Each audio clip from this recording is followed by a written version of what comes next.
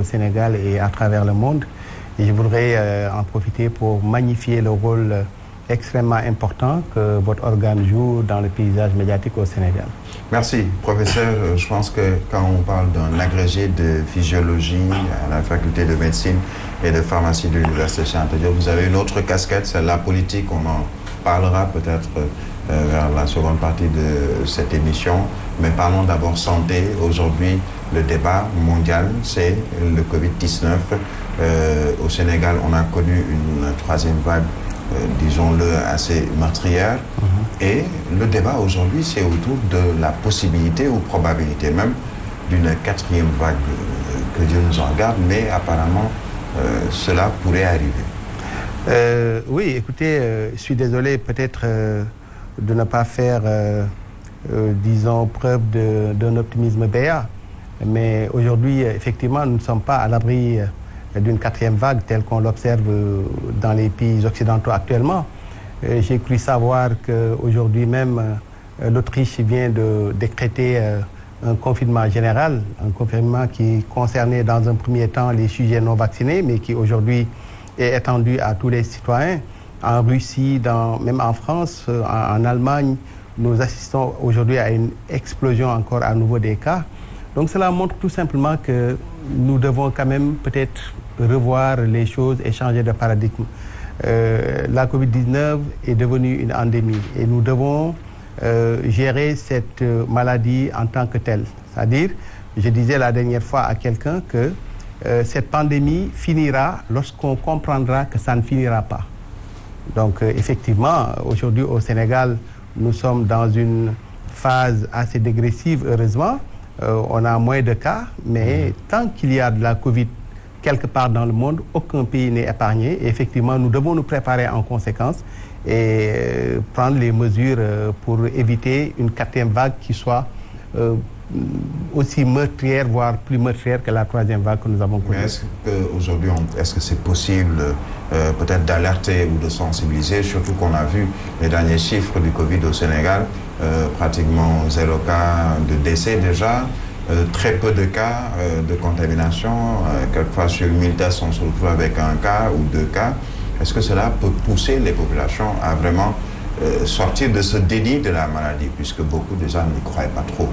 Oui, absolument. C'est vrai qu'actuellement, il est très difficile de sensibiliser autour de la Covid. À partir du moment où on n'a plus beaucoup de cas, les cas de décès sont relativement négligents, mais c'est justement le moment de prendre des décisions. On doit être dans l'action et non dans la réaction. Nous nous acheminons vers la période d'hiver, vers une période de froid, qui est en fait propice au développement de virus de la grippe comme ce virus à coronavirus. Je pense que c'est l'occasion actuellement de prendre les mesures, d'anticiper sur ces mesures de manière à ne pas connaître la situation qu'on a connue. Bientôt, en décembre, janvier, il va faire très froid. Nous savons que ces virus ont besoin, entre guillemets, d'un climat tempéré, voire froid. Et moi, je suis sûr que, voilà, si nous dormons sur nos lauriers, on peut effectivement être très surpris négativement, et ça, je ne le souhaite pas. Est-ce que le ministère de la Santé, les autorités font le nécessaire dans ce sens? Est-ce qu'ils ont même les moyens de leur politique? Prenons l'exemple des vaccins. On nous a annoncé 200 000 vaccins qu'on a dû jeter parce que périmés. Beaucoup ne sont pas allés se faire vacciner. D'autres, aujourd'hui, avec l'approche des joutes électorales, estiment que le temps est plus à la politique qu'à la sensibilisation. Est-ce que réellement on est en mesure aujourd'hui avec le ministère de la Santé et les autorités dans ce sens de changer de paradigme? Mais il est clair qu'actuellement, voilà, je pense que même si vous voulez, cette phase dégressive à laquelle nous assistons aujourd'hui n'est pas liée à une politique qui est mise en place dans le sens de réduire ces cas. Je pense que c'est quelque chose de relativement naturel. Et je l'ai dit sur d'autres plateaux. En général, ce virus qui est un virus à ARN se développe ainsi, c'est-à-dire c'est des virus qui ont tendance à muter naturellement. Et en mutant, ces virus donnent des mutants qui peuvent être beaucoup plus pathogènes, beaucoup plus infectieux, ou alors des mutants qui sont moins pathogènes. Et c'est en général comme ça que se terminent les grandes épidémies virales. Donc, à un moment de cycle, en fait. Absolument. Donc, le virus se photocopie. En se photocopiant, donne des copies qui sont plus virulents ou moins virulents. Apparemment, actuellement, au Sénégal, nous sommes dans une phase où le virus probablement est devenu moins virulent et il faut qu'on en profite. Mais il ne faudrait pas non plus qu'on baisse les bras parce que, je l'ai dit tout à l'heure, le monde est devenu un village planétaire. À partir du moment où on a vu cette quatrième vague qui est en train de s'installer un peu partout dans le monde, nous devons prendre les devants et ne pas être toujours dans la réaction. Et souvent, c'est ce qui se passe. On est dans la réaction, on attend que les cas explosent, que les hôpitaux soient débordés, hein, n'est-ce pas, pour prendre des mesures. Aujourd'hui, nous allons vers voilà, des campagnes sur le plan électoral, sur le plan politique. Il y aura une effervescence avec des mouvements de foule et tout. Et tout cela est de nature, effectivement, à favoriser, bien entendu, l'explosion des cas. Je ne le souhaite pas. Donc la gestion, selon vous, elle reste encore, elle laisse à désirer? Absolument. Bon, je pense qu'en même temps, il faut quand même dire que quand même la gestion de la Covid-19 est une gestion qui est très difficile. Et je voudrais d'ailleurs à ce propos vraiment saluer le courage, l'abnégation et le patriotisme du corps médical qui a fait face au moment où des politiques ont un peu même saboté parce qu'on s'est rendu compte à un moment donné qu'effectivement on était à une phase relativement ascendante, n'est-ce pas, du nombre de cas et du nombre de décès. On a vu des manifestations politiques qui ont drainé beaucoup de monde, hein, qui ont créé beaucoup de rassemblements. Et cela, d'ailleurs, a été à l'origine de la troisième vague que nous avons connue. Et ceci, quand vous parlez des rassemblements politiques, c'est peut-être les tournées économiques du président de la République et peut-être à côté quelqu'un comme le leader de Gumsobok dans son Tank. Ce sont plus les politiques qui ont été à l'origine de tout ceci, dont le président Macky Sall. Absolument, je le dis. Hein, je dis à un moment donné, quand j'ai vu par exemple ces rassemblements politiques, du fait non seulement de la mouvance présidentielle, mais également de certains partis d'opposition, je me suis dit que ces gens ne respectent finalement même pas le corps médical. Parce que le corps médical, avec pratiquement les mains nues, essaie de faire face à ce virus. Pratiquement tout le personnel du corps médical a été infecté. Pratiquement personne n'a été épargné. Et quand je parle du corps médical qui a été infecté, je pense même à leur famille, parce que c'est des gens qui n'habitent pas dans la rue, qui ont des enfants, qui sont dans des familles. Leurs familles ont payé un lourd tribut en fait de tout cela. Et je suis désolé, nous allons encore à nouveau vers une situation où les gens vont faire fi, n'est-ce pas, des mesures barrières qui sont indispensables pour prévenir en fait la Covid. Et je suis désolé de le dire, je suis très pessimiste par rapport à ce qui nous attend. Mais l'espoir peut-être avec les leaders religieux, on a vu l'implication, vous êtes comme tout autre Sénégalais croyant, extrêmement croyant. On a vu le rôle de Serigne Mountakha Mbacké Bachir, khalife général des Mourides. On a vu celui de Serigne Babacar Sy Mansour. Est-ce que l'espoir peut finalement venir de nos guides religieux, puisque apparemment les politiques ont plus ou moins échoué? Ben, écoute, finalement, l'espoir ne viendra que d'eux, parce que je pense qu'ils ont fait preuve de beaucoup de civisme. Hein, je crois qu'il y a une note de communication extrêmement importante quand on voit Serigne Mountakha porter son masque, hein, Serigne Babacar Sy Mansour porter son masque et tout. Ils nous ont quand même montré. Mais j'ai l'impression qu'en matière de sérieux, en matière de rigueur, nous manquons un peu de résilience. Hein. À chaque fois que, par exemple, les politiques sentent leur pouvoir menacé et tout, eh bien, écoutez, ils font fi de toutes ces règles, hein, d'ailleurs auxquelles ils nous appellent très souvent, parce que n'oublions pas qu'à 2 reprises, le Sénégal a connu des couvre-feux, on a confiné les gens, on a même violenté des gens. En même temps, ce sont ces mêmes individus-là qui, dès qu'ils sentent que voilà, leur pouvoir est menacé, peuvent fouler aux pieds en fait les règles les plus élémentaires en matière de mesures. Et ça, c'est vraiment quelque chose de dommage. Et j'espère que effectivement, si cette situation ou cette tendance-là se poursuit jusqu'en janvier, tant mieux. Mais sinon, j'espère qu'on va mener une campagne qui sera en phase avec voilà, les règles qui permettent, n'est-ce pas, d'éviter une 4e vague. Parce que le Sénégal, quand même, a assez souffert n'est-ce pas, de la Covid, il est hors de question que tout ce qu'on a eu aujourd'hui comme acquis soit complètement perdu au moment de ces élections. Mais est-il, professeur Bamba-Kane, aisé, facile de sensibiliser les Sénégalais? On a vu, par exemple, je le disais tout à l'heure concernant les efforts de vaccination, 200 000 doses qui ont été finalement jetées puisque périmées, moins d'1,5 million de Sénégalais qui ont eu à prendre au moins une dose des différents vaccins qui étaient proposés. Est-il facile de sensibiliser des Sénégalais qui, pour la plupart, ou en tout cas pour certains, je n'ai pas forcément les sondages, doutent même de la maladie? Ben écoutez, c'est hyper important et c'est pour moi l'occasion de quand même participer à cette campagne de sensibilisation. Il faut qu'on soit très clair. Aujourd'hui, il est indispensable de se faire vacciner. Même si le vaccin est connu pour ne pas être efficace à 100%, aujourd'hui, les chiffres montrent clairement que ce vaccin permet de prévenir les cas graves. C'est-à-dire les gens qui sont vaccinés font moins de cas graves. Parce qu'a priori, bon, il est clair que personnellement, moi, je ne m'attendais pas à ce que ce soit un vaccin qui soit efficace à 100%. Même l'industrie pharmaceutique qui a fabriqué ce vaccin le savait pertinemment. D'ailleurs, c'est la raison pour laquelle on n'a jamais parlé de mutants avant la mise sur le marché de ces vaccins. Il a fallu mettre sur le marché ces vaccins pour ensuite parler de mutants pour prévenir un éventuel échec de ces vaccins-là. Mais aujourd'hui, le constat est quoi?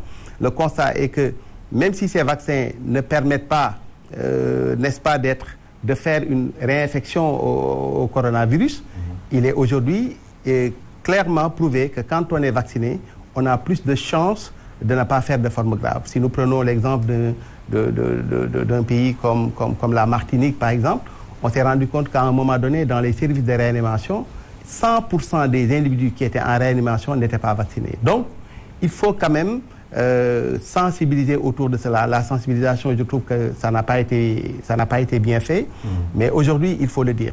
Après, maintenant, il y a une grosse cacophonie autour de ces vaccins. Quand je pense que, par exemple, moi, je devais voyager récemment. Moi, je me suis vacciné avec le vaccin chinois. Mais ce vaccin n'est pas reconnu, par exemple, par certains pays européens. Mais je trouve que je suis obligé d'utiliser le terme lamentable. Comment veulent-ils accepter les vaccins fabriqués par les Occidentaux et ne pas accepter le vaccin qui est issu du pays qui est censé connaître le mieux le coronavirus? Et ça, c'est un paradoxe qui, quand même, finalement, finit par semer même le doute dans la tête des gens. Quand vous voyagez, on vous demande de refaire un test alors que vous êtes déjà vacciné. Le protocole n'est pas clair, l'OMS est en train de tituber et je pense que tout cela conforte une ambiance de suspicion, mais je dois dire encore une fois que je fais partie de ceux-là qui croient qu'effectivement il faut se vacciner pour être à l'abri de formes graves au coronavirus. Mais il y a ce débat, je ne sais pas s'il s'agit d'un débat scientifique en tout cas, qui est en cours concernant la prise d'autres vaccins, d'autres doses. Oui. Certains en ont pris pour 2 doses, et il y a un autre vaccin où on a juste besoin d'une dose. Oui. Pourquoi ce débat autour de ces 3 doses, 4e dose, etc. Oui, moi, on m'a posé la question de savoir, qu'est-ce que vous pensez d'une 3e dose? J'ai dit qu'au Sénégal, actuellement, en Afrique de manière générale, nous, notre problème pour le moment, c'est de tout faire pour que les gens aient leurs 2 doses. C'est vrai qu'en Europe, actuellement, il y a un certain égoïsme qui fait que, ils sont en train de se préparer à une 3e dose. Moi, autant je suis pour la vaccination, je pense que ce vaccin permet de prévenir les formes graves et tout, je ne suis pas sûr qu'augmenter le nombre de doses soit en fait la panacée. Je ne le pense pas. Il ne s'agit même pas de soucis commerciaux surtout. Absolument. On le sait, l'industrie pharmaceutique, de manière générale, a également se fait quelquefois même, pour ne pas dire, s'est fait son beurre durant cette... Mais écoute, c'est triste de le dire, mais c'est exactement cela. Moi, je pense que si jusque-là, parce qu'il faut savoir que les essais cliniques ont été faits sur la base d'une seule dose.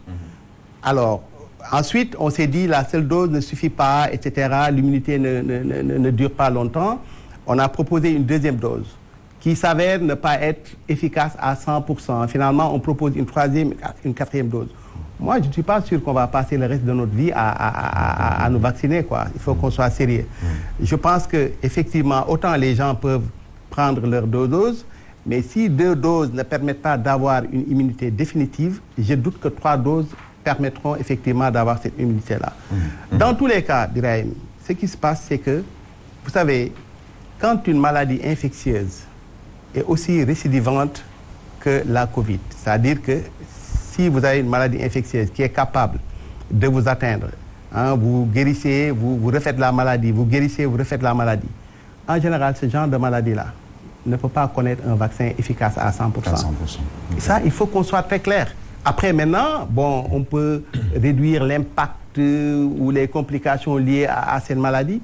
Donc, a priori, on sait aujourd'hui que chacun peut faire 2, 3, voire 4 épisodes de coronavirus. On a vu des gens qui ont fait beaucoup de Covid depuis 2 ans et tout. Donc, ça veut dire quoi? Cela veut dire qu'on ne peut pas avoir une immunité qui est assez durable sur le temps et qui est à 100%. À partir de cet instant-là, mais est-ce qu'on est en droit d'imposer aux gens 4 doses, 5 doses, 6 doses, d'autant plus qu'on n'a pas assez de recul. C'est-à-dire qu'on n'a pas fait des essais cliniques qui montrent que 4 doses de vaccin pris dans un délai aussi court ne peut pas avoir d'impact sur la santé des gens dans les années à venir. Donc aujourd'hui, quand même, je pense que les scientifiques devraient faire preuve d'un peu d'humilité, voire d'autres stratégies. Et je l'ai dit, à un moment donné, si le vaccin ne permet pas de régler le problème de la Covid, mais il faut travailler sur un médicament qui permet aux gens de vaquer librement à leurs occupations et quand ils sont malades, de prendre ces médicaments. Et Pfizer est en train de mettre au point ce médicament-là. Et moi, je pense que c'est l'une des rares solutions qui permettent au monde de retrouver en fait son cours normal. J'ai presque envie et je vais poser cette question, quel est le rôle, la place de l'Afrique dans ce concert mondial autour justement de ce Covid, de ces vaccins? On sait que par exemple l'Institut Pasteur de Dakar va produire des doses de vaccins dans un temps plutôt dans peut-être quelques mois, mais on sait également que l'Afrique a ce qu'on appelle ces plantes et autres remèdes miracles à la grand-mère ou au grand-père.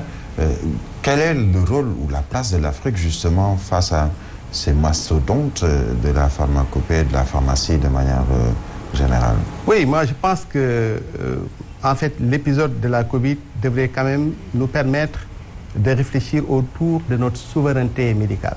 Je pense qu'aujourd'hui nous avons pu comprendre que effectivement nous n'avons plus le droit d'être à la traîne.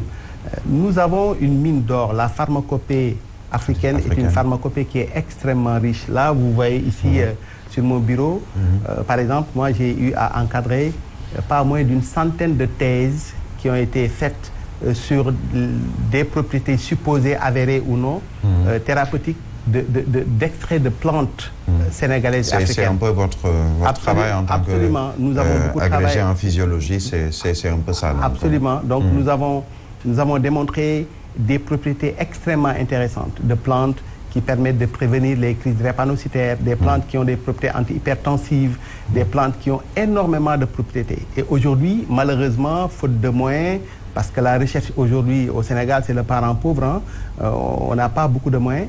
Et je pense que c'est l'occasion aujourd'hui de nous remettre en question et de mettre, si vous voulez, l'accent sur les moyens qui nous permettent, n'est-ce pas, d'être autonomes sur le plan médical.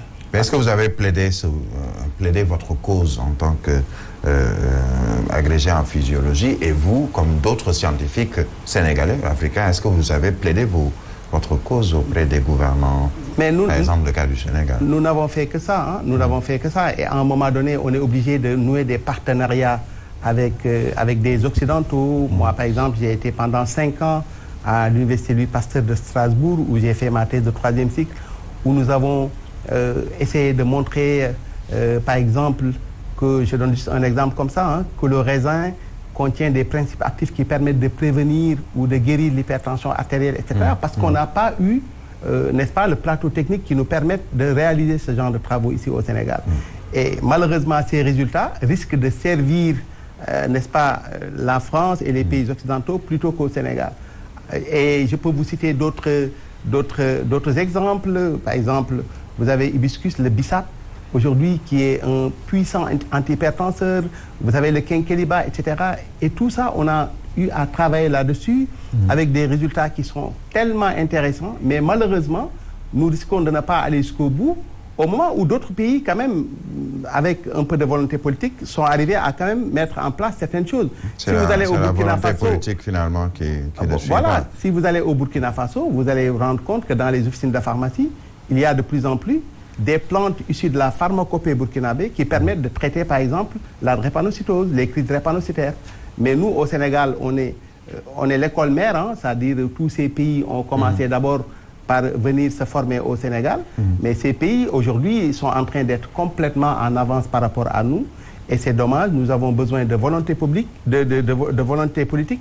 Nous avons besoin, n'est-ce pas, de moyens. Et malheureusement, ces moyens font défaut. Oui, espérons avec le programme et surtout cette mission d'évaluation de la politique et du système public, notamment le système de santé au Sénégal, que tout ceci devrait peut-être changer. Je le rappelle, c'est sur instruction du président de la République, Macky Sall. Restons dans le milieu de la santé. Professeur, récemment, j'ai vu lors d'un entretien que vous avez accordé à d'autres confrères, vous parliez du ratio au Sénégal, le nombre de médecins qui est bien en deçà des attentes au plan mondial et surtout des normes de l'Organisation mondiale de la santé. Un médecin pour 1000 habitants au Sénégal, on en était à un médecin pour 12 000 habitants. Est-ce que cela a changé finalement? Écoutez, cela forcément n'a pas changé, mais quand même il faut saluer, il faut saluer récemment les efforts quand même qui ont été consentis par le président de la République, qui a recruté un grand nombre de médecins, des infirmiers, etc. Mais cela n'est pas suffisant. Je pense qu'aujourd'hui, le système de santé au Sénégal a besoin d'être repensé tout simplement. Parce que non seulement le ratio est extrêmement faible en termes de couverture, n'est-ce pas, médicale, mais il y a autre chose même qui est plus grave. C'est-à-dire aujourd'hui, même par rapport à la formation, nous avons besoin d'une politique quand même qui soit dans le sens de booster les vocations. Je vous donne un exemple. Pendant relativement longtemps, ces 10 dernières années, on a assisté à une baisse extrêmement importante du nombre de médecins ou pharmaciens ou dentistes qui se spécialisent au Sénégal. Pourquoi? Parce que non seulement les inscriptions ont été multipliées presque par 10 et il n'y avait pas si vous voulez, de motivation de bourse pour les Sénégalais qui voulaient se faire spécialiser, de telle sorte qu'à un moment donné, si vous faites votre petite enquête, vous allez vous rendre compte qu'il y a des spécialités pour lesquelles au Sénégal, il y a des promotions où il n'y a même pas de Sénégalais. Je ne sais pas si vous vous rendez compte. C'est-à-dire que nous, par exemple, quand on était étudiants, quand on faisait nos différentes spécialisations, non seulement on payait que 50 000 francs toute l'année, mais on avait une bourse de 90 000 par mois. Parce qu'un médecin, un pharmacien qui accepte après des études assez longues de rester encore 4 ans pour se spécialiser, a besoin d'être motivé. Parfaitement. Et depuis quelque temps, qu'est-ce qu'on a constaté? On a constaté que non seulement les inscriptions sont passées de 50 000 à 500 000, voire 1 million par année, sans bourse des étudiants. Un étudiant en médecine qui accepte de rester 7 ans, pour se spécialiser. Ensuite, qui veut continuer sur 4 ans, qui n'a pas de salaire, ses parents qui l'attendent. Vous lui demandez de payer 1 million de francs CFA, vous voyez ce que ça fait. Et moi, quand j'étais ministre conseiller du président, j'avais effectivement demandé au président d'essayer de corriger cela, n'est-ce pas, non seulement d'essayer de voir comment réduire le coût de l'inscription ou à défaut, n'est-ce pas, de soutenir ces étudiants en leur donnant une bourse très conséquente qui leur permette, n'est-ce pas, de faire leur vocation. Et il l'avait accepté et l'avait fait, mais je ne suis pas sûr qu'il y ait eu un suivi. Et je pense que si on continue sur cette lancée, à un moment donné, dans 10 ans ou 20 ans, même pour traiter son palu, il va falloir aller jusqu'en Côte d'Ivoire, en Tunisie, au Maroc. Et cela, n'est-ce pas, pose un aussi paradoxal que cela puisse être, ces médecins qui sont au Maroc, en Côte d'Ivoire, etc., ont été formés ici même à l'université Cheikh Anta Diop de Dakar. Les plus grands maîtres. Certains ont même été vos étudiants. Absolument. Je pense que les plus grands spécialistes en matière médicale en Afrique ont été formés au Sénégal. Mais nous sommes à la traîne et ces gens sont en train de nous damer le pion. Je le disais récemment, j'ai été en mission dans un pays africain où j'enseigne et je me rends compte il y a 6 ans ou 7 ans, les étudiants n'avaient pas un certain niveau. Mais de plus en plus, je me rends compte qu'ils sont en train de dépasser même les étudiants sénégalais en matière de niveau. Et je pense que ça mérite une réflexion. Nous devons tous arrêter de regarder de haut les autres pays qui sont en train de se battre, hein, qui sont en train de... Et nous, on est encore à la traîne. Voilà, et je pense que de ce point de vue... C'est assez dommage. C'est assez dommage. Nous allons aborder peut-être tout à l'heure d'autres sujets, toujours avec vous, professeur Bamba Kane. Le temps de marquer une courte pause. On revient pour la seconde partie de votre émission, Toute la vérité.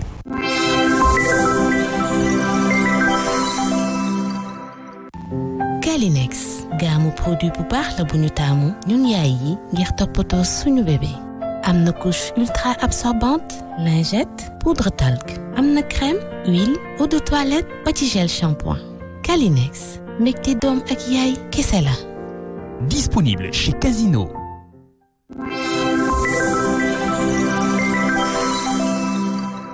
Merci la régie de Sen TV, mais également Zik FM, la technique, puisque vous suivez cette émission Toute la vérité sur nos différentes plateformes des médias. La seconde partie de votre émission, toujours avec le professeur Amadou Bamba Kane, qui est agrégé de physiologie à la faculté de médecine et de pharmacie à l'université Cheikh Anta Diop de Dakar, qui nous accueille aujourd'hui dans son bureau. Mais cette fois, on va parler d'une autre casquette. Je vous ai entendu tout à l'heure dire quand vous étiez conseiller du président, vous lui avez parlé notamment de ses besoins, de ses étudiants en médecine, entre autres dans ces différentes branches pour la spécialisation. Vous l'étiez, donc vous ne l'êtes plus. Oui, Ministre conseiller dans le cabinet du président de la République. Qu'est-ce qui s'est passé pour que Bamba Kane, on a vu cet épisode tourner le dos, pour ne pas dire avec fracas, le président Macky Sall et surtout l'APR à Guédiawaye où vous militez? Oui, écoutez, déjà permettez-moi de remercier le président de la République. Ce qui s'est passé, c'est qu'en fait, vous savez, Birahim, le président m'a appelé un 7 mai 2017 pour la énième fois, pour me proposer de travailler avec lui. Auparavant, j'ai décliné poliment parce que j'étais dans une autre formation politique. C'est après, à la suite, que j'ai eu des différends avec des éléments de cette formation politique, que le président est revenu à la charge et m'a appelé et m'a demandé, n'est-ce pas, de venir travailler à ses côtés. Je me souviens d'une phrase choc qu'elle m'a balancée et qui m'a séduit immédiatement, qui m'a désarmé. À un moment donné, il m'a dit, Bamba, venez, je veux vous donner l'occasion de travailler pour votre pays. Et j'ai accepté sans aucune condition, ok. J'ai essayé de l'accompagner et tout, mais j'étais dans une localité où il y avait des éléments assez subjectifs qui étaient là. Bon, il y avait il y a son frère qui est là-bas, le coordonnateur départemental de l'APR à Guédiawaye, Alioune Sall, qui immédiatement après ma nomination a quand même mis en place tous les moyens pour m'entraver, quoi. Ça, et je ne comprenais même pas, parce que si vous vous rendez compte, si vous voyez bien, entre 2017 et 2019, par exemple, moi j'étais le seul ministre dans tout le département de Guédiawaye, parce que Néné Fatoumata Tall a été nommé après l'élection présidentielle. Mais comment voulez-vous comprendre que quelqu'un qui est le seul ministre dans tout le département de Guédiawaye ne figure sur aucun organigramme de l'APR? Déjà, là, je comprenais que bon, il y avait quelque chose qui clochait. Immédiatement, quand j'ai été nommé, il a réorganisé l'APR. Et moi, aujourd'hui, vous ne verrez dans aucun organigramme de Guédiawaye ou de Sam Notaire, même ma petite commune, où Bamba Kane figure en tant que quelqu'un qu'on a responsabilisé dans les instances. Donc j'ai compris qu'il était dans une logique de combat inutile, bon, ce qui ne faisait pas forcément les affaires de son frère de président. Et depuis lors, à chaque fois, de source sûre, à chaque fois que le président a eu le souhait ou l'intention de mettre à ma disposition des leviers qui me permettent d'accomplir cette mission à laquelle j'étais assigné, il mettait son veto. Parce que pour lui, il faisait un calcul quand même assez macabre, que Bamba ne doit pas, ne doit pas être fort à Guédiawaye. Et moi, je trouve que je n'étais pas en compétition avec lui. Tout ce qui m'intéressait, c'est d'aider le président de la République dans sa politique et puis, n'est-ce pas, au niveau d'une localité aussi difficile que Guédiawaye. Donc, à un moment donné, c'était très difficile. Parce que non seulement j'avais la casquette de ministre, les Sénégalais ne font pas le distinguo entre un ministre qui a un portefeuille et un ministre conseiller. Un ministre conseiller, à la limite, c'est juste un haut fonctionnaire. Hein? Vous n'avez pas de cabinet, vous n'avez pas de budget, vous n'avez aucun levier. Et j'habite dans une localité où la demande sociale est extrêmement forte. Et donc, du coup, à un moment donné, j'ai subi une pression qui était extrêmement difficile. De telle sorte que ce que je gagnais en termes d'indemnité, parce que je n'avais pas mon salaire de ministre, j'avais mes indemnités et j'avais conservé mon salaire de professeur d'université. À un moment donné, c'était très difficile pour moi parce que les gens venaient vers moi en tant que ministre, me posaient des problèmes. Et Aliou, quand même, maintenait cette pression, maintenait en fait son genou sur mon cou, quoi, comme pour parapher, en fait, voilà. Et récemment, je pense que la goutte d'eau qui a fait déborder le vase, c'est qu'à quelques encablures des investitures au local, de sources mais très sérieuses et sûres, moi, je devais être le candidat de Benno Bokk Yakaar au niveau de la commune de Sam Notaire. Votre commune. Ma commune. Et quand on m'a dit ça, il y a beaucoup de gens qui étaient au courant, certains me félicitaient, certains même étaient en train de mettre des stratégies dans le but de voir comment faire. Moi, j'étais très tranquille. Je savais que jusqu'à la dernière minute, c'est quelque chose qui pouvait être entravé par Aliou Sall. Et effectivement, c'est ce qui s'est passé. Oui. Il a imposé dans un premier temps un jeune, et c'était vraiment trop gros comme scandale, ce n'est pas passé. Finalement, il a imposé un de mes amis, toujours dans le but de torpiller cette candidature. Et j'ai compris qu'à partir du moment où son frère n'a pas assez de poigne pour en fait imposer ses décisions malgré l'avis négatif de son petit frère, moi, à partir de cet instant-là, il me fallait prendre mes responsabilités et partir. Et c'est sur la base de ça que je suis parti. En dehors du fait qu'il y a eu beaucoup d'autres considérations, je ne suis pas sûr que le temps nous permettrait d'entrer dans ces considérations. Mais principalement, c'était Aliou Sall. C'est Aliou Sall. Bon, après, il m'a reproché beaucoup de choses. Par exemple, au moment de la crise de l'histoire du pétrole, gaz, machin, etc., par exemple, c'est quelqu'un qui organisait tous les soirs, avant de débarquer de la CDC, qui organisait tous les jours des manifestations de soutien à des gens qui étaient là pour dire que non, il est innocent, etc. Moi, je n'ai jamais été à ces manifestations-là et je lui ai carrément expliqué que je ne pouvais pas assister à ce genre de manifestation pour deux raisons. Ma casquette ne me le permettait pas parce que c'est un dossier qui était pendant devant la justice. En tant que un ministre conseiller, etc., je n'avais pas à torpiller la justice et ces manifestations étaient de nature, en fait, à mettre la pression sur la justice. Ça, c'est l'un. Deuxièmement, moi, je ne savais pas s'il était innocent ou s'il était coupable. À partir de cet instant-là, les valeurs auxquelles je crois ne me permettaient pas d'être comme ça devant la télé et crier à tue-tête que oui, Aliou Sall est innocent et tout. Donc, il a finalement compris que ce gars n'est pas quelqu'un qu'on peut manipuler, qu'on peut, voilà, et lui, il a besoin quand même de ce genre de personnes. Il ne conçoit pas la collaboration sans la soumission, alors que moi, je tiens à ma liberté et surtout à ma liberté d'expression. Depuis tout à l'heure, c'est plus le problème Aliou Sall qui est posé par Bamba Kane, mais vous avez été choisi, nommé par le président, son frère, certes, Macky Sall. Est-ce que vous lui avez touché mot de cette situation? Bon, je pense qu'il le sait pertinemment. Je pense qu'il sait pertinemment le calvaire, entre guillemets, que j'ai vécu pendant ces années-là. En même temps, voilà, Birahim, moi je pense que je l'ai dit à l'occasion d'une émission que j'ai eu à faire avec vos confrères. Je disais également que, vous savez, pendant la campagne de 2019, pendant la campagne présidentielle, J'ai quitté le Sénégal, j'ai été en France, j'ai été en Europe, partout, où j'ai mobilisé une bonne partie de mes amis pour qu'ils votent pour le président. Il y a quand même une phrase qui revenait et qui me gênait un tout petit peu. C'était quoi? C'était que, bon, Bamba, on va quand même voter pour ton candidat, mais on n'aime pas votre candidat. Et ça, c'est quelque chose qui revenait. Et j'essayais de les convaincre, etc. Et moi, j'étais convaincu qu'effectivement, j'avais fait le bon choix de rejoindre le président. Mais à un moment donné, j'étais un peu gêné, Birahim, parce que je vais vous dire que à un moment donné, il était très difficile, moralement et psychologiquement, d'être dans la mouvance présidentielle. Psychologiquement, parce que vous êtes avec quelqu'un et vous ne savez jamais de quoi demain est fait. C'est-à-dire qu'à n'importe quel moment, on peut vous asséner un coup.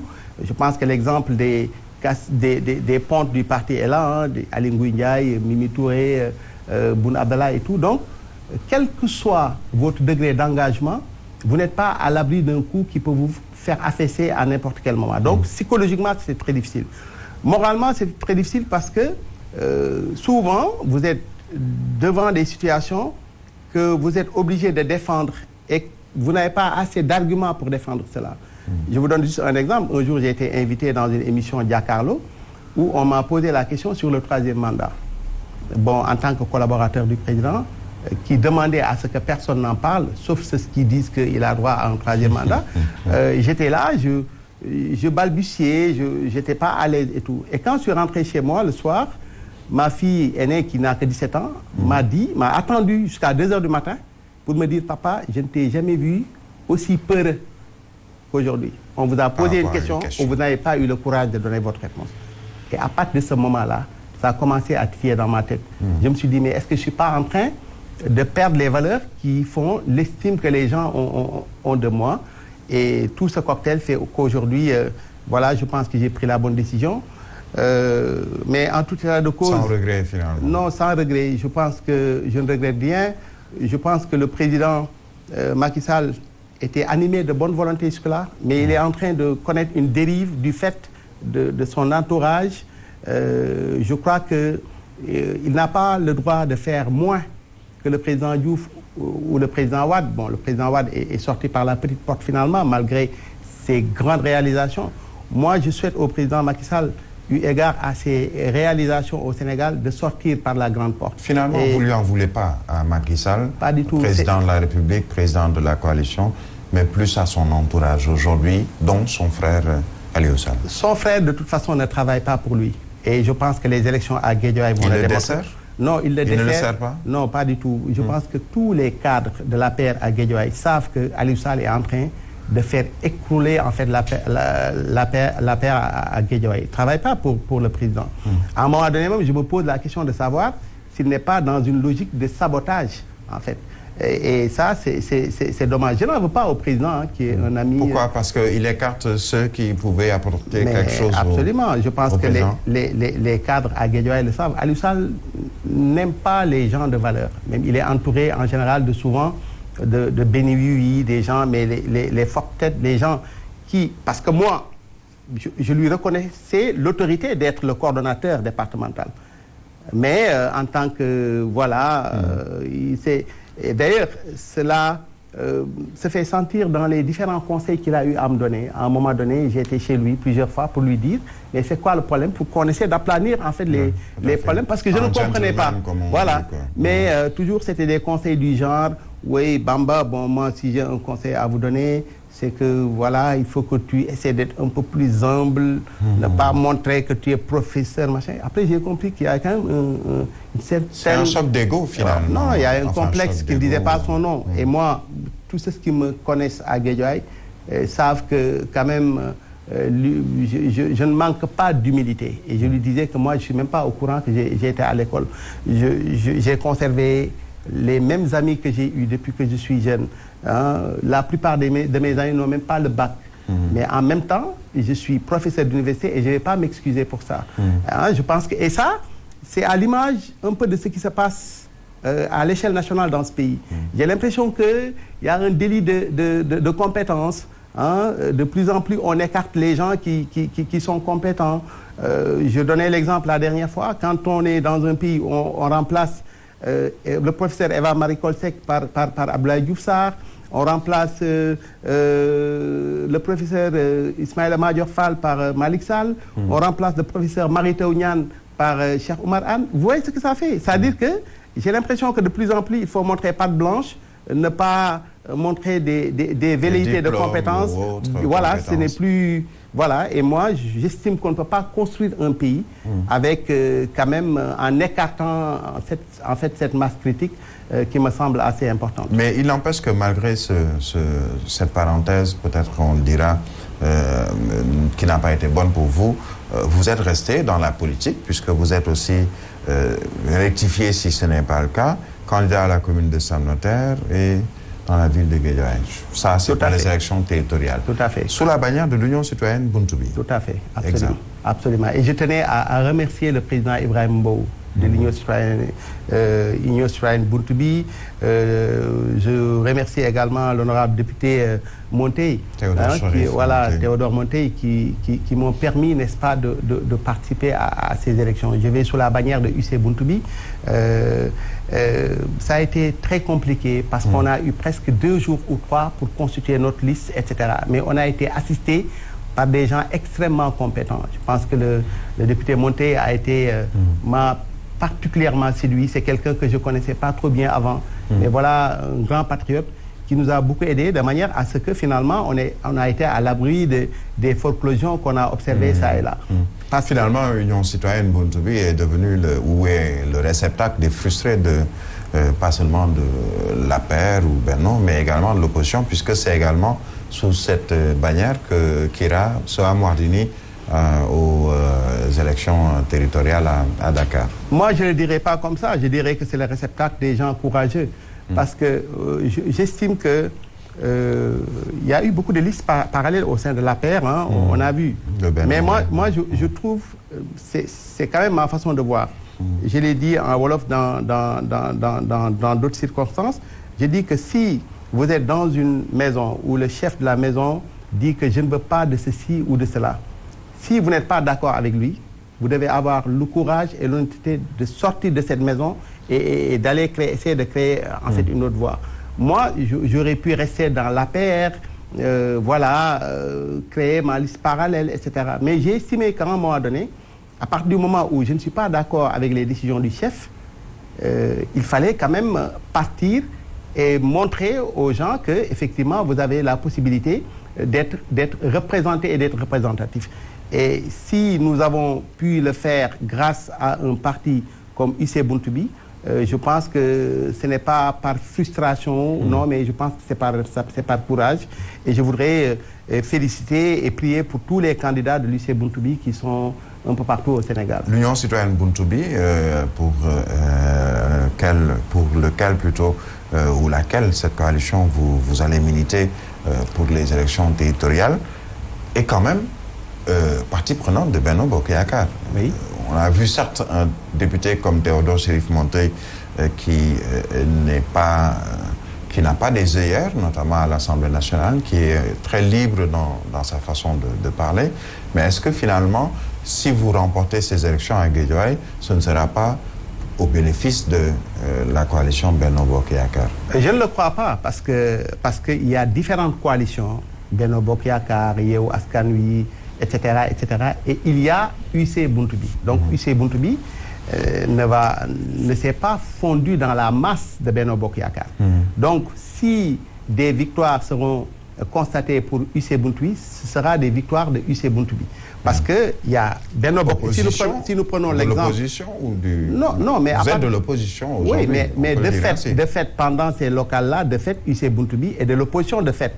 Parce que si nous prenons l'exemple de Guédiawaye, il y a un candidat de Benno Bokk Yakaar qui est Aliou Sall.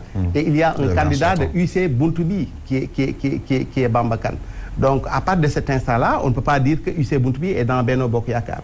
Je pense qu'il y a eu une plateforme qui a regroupé Benno Bokk Yakaar et UC Buntubi, mais de fait, au cours de ces élections locales-là à venir, UC Buntubi n'est pas du tout dans la mouvance présidentielle et il est important que les gens le comprennent comme cela.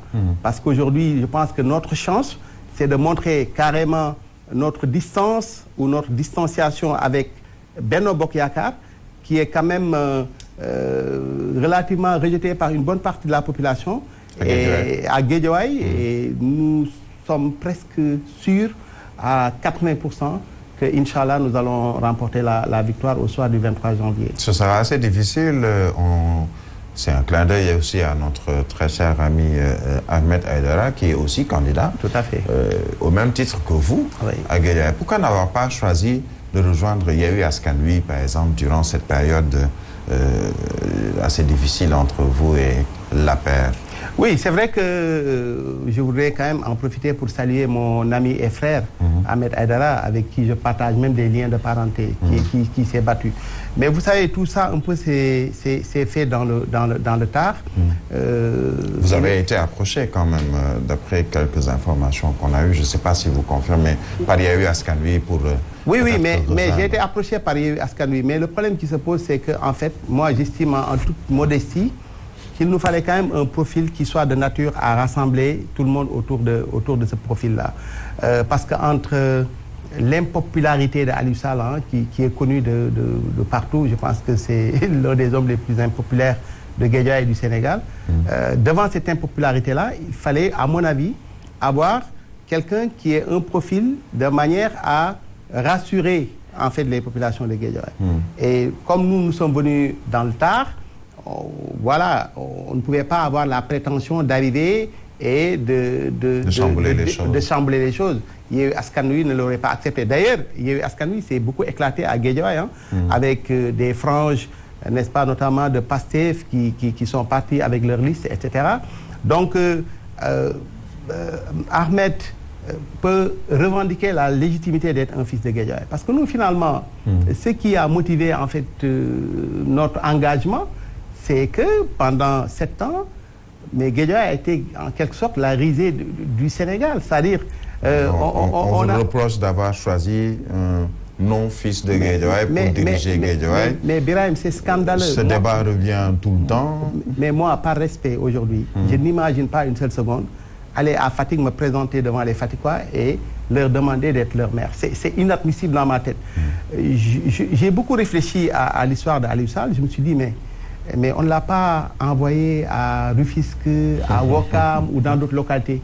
C'est-à-dire, s'ils l'ont envoyé à Guédiawaye, c'est probablement parce qu'ils ont dû faire une petite étude psychosociale qui leur permet de dire que ces gens-là sont des gens qui sont beaucoup plus faciles, entre guillemets. Mais je ne le pense pas, parce que c'est le mode de scrutin qui favorisait, en fait, son accession à la magistrature. Aujourd'hui, maintenant qu'on est dans une autre situation où c'est un suffrage direct, c'est les populations qui vont voter directement pour le maire de la ville de Guédiawaye. Moi, je suis sûr qu'Aliou Sall n'a aucune chance. Et les populations de Guédiawaye sont prêtes, à travers, en tout cas, tout Guédiawaye, nous essayons de nous déployer, même si nous n'avons pas beaucoup de temps. Et je voudrais encore une fois profiter de votre tribune pour appeler les gens à faire preuve de patriotisme local, quoi. Aliou Sall doit partir. Il y a d'ailleurs une vidéo qui circule depuis quelque temps qui montre qu'il y a un maire d'une autre localité, de Gossas en l'occurrence, qui est même employé par la mairie de la ville de Guédiawaye. Plus c'est scandaleux, plus ça passe, quoi. C'est-à-dire, quand j'ai entendu qu'un maire d'une autre localité était employé par Aliou Sall à la mairie de Guédiawaye, je me suis dit, bon, écoute, c'est le paroxysme du manque de respect et de considération pour les populations de Guédiawaye, et ces populations vont réagir. Finalement, c'est toute l'opposition contre Aliou Sall à Guédiawaye. Au lendemain du 23 janvier prochain, si Aliou Sall redevient ou demeure maire de Guédiawaye, ne vous sentez